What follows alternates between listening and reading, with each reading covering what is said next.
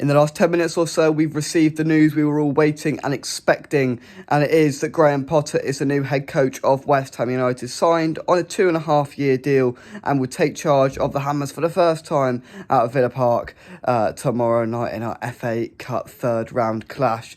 Of course, we let go Julian Lopetegui yesterday afternoon, and it's been reported and rumoured and pretty much confirmed by most in the last few days that he was going to be sacked, and then Graham Potter has been convinced. It seems like Karen Brady was pretty pivotal in the negotiation process to get Potter to West Ham. There was an initial 6-month contract talked about, which by reports they suggest that Potter wasn't overly keen by a 6-month contract and wanted something a little bit more stable, and that's what he's got. Of course, he's waited for the right opportunity. He left Chelsea back in 2023 and has not entered the managerial scene until now, and I'm hoping for something a little bit different.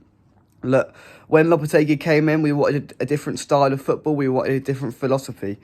We got a bit more possession, but defensively we were woeful. That should be the first thing on the agenda of Graham Potter in the next few weeks, is to shore us up defensively, because we're leaking goals and we're not scoring enough. So let's start with the leak at the back and try and get some defensive stability into our team. Then we can try and move things forward.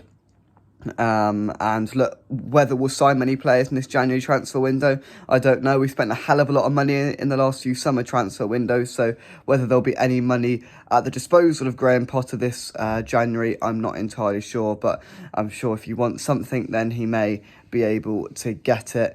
But yeah, excited, looking forward. On Friday we should see a small indication. Of course, it's difficult. He's going to have one training session with the players before his first game, so it shouldn't be too much of a judge. Then we've got 2 home games that are a little bit more accessible, I'm going to say. So those is where we can start to begin to try and understand the philosophy, style of play and ethos of Graham Potter.